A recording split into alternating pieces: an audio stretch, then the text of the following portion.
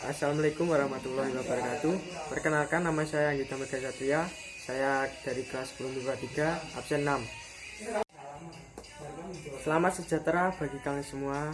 Tetap di rumah, taati himbauan dari pemerintah untuk keselamatan bersama bagi kita menguat diri kita sendiri maupun orang lain. Saya akan menjelaskan tentang pengertian dari Trigatra dan Pancagatra. Yang pertama, saya akan menjelaskan tentang Trigatra. Trigatra adalah aspek-aspek suatu negara yang memang sudah melekat pada negara itu dan tidak pernah sama spesifikasinya untuk setiap negara. Trigatra mengandung unsur alamiah yang bersifat relatif, tetap atau statis. Nah, aspek-aspek Trigatra yaitu meliputi 1.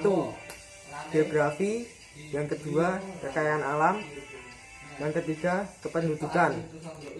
Geografi suatu negara adalah segala sesuatu pada permukaan bumi yang dapat dibedakan antara hasil proses alam dan hasil ulah manusia, dan memberikan gambaran tentang karakteristik wilayah ke dalam maupun keluar. Yang kedua, kekayaan alam. Kekayaan alam adalah segala sumber dan potensi alam yang terdapat di bumi, di laut, dan di udara dalam wilayah suatu negara. Dan yang terakhir, kependudukan.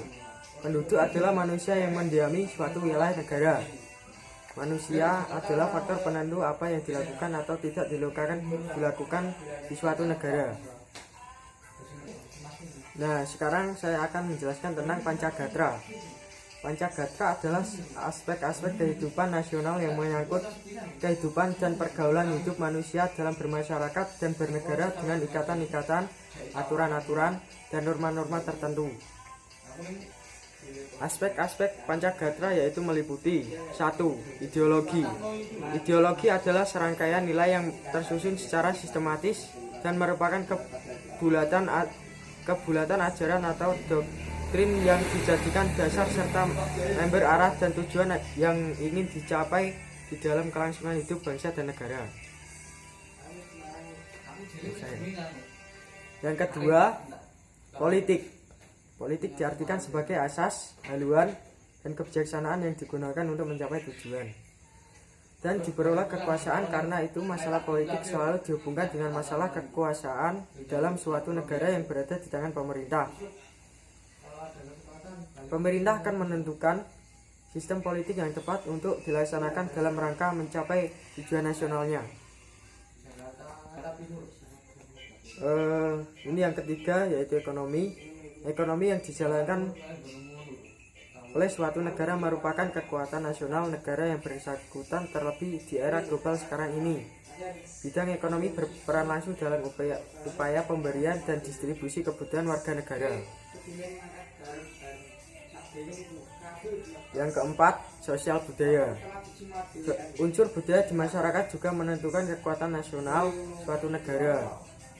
Hal-hal yang dialami sebuah bangsa yang homogen tentu saja akan berbeda dengan yang dihadapi bangsa yang heterogen atau plural dari segi sosial, budaya masyarakatnya. Yang terakhir, pertahanan keamanan.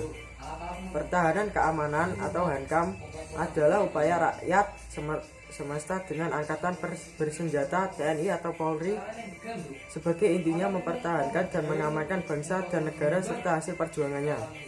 Pertahanan keamanan adalah merupakan salah satu fungsi pemerintah dalam menegakkan ketahanan nasional dengan tujuan untuk mencapai keamanan bangsa dan negara serta hasil perjuangannya.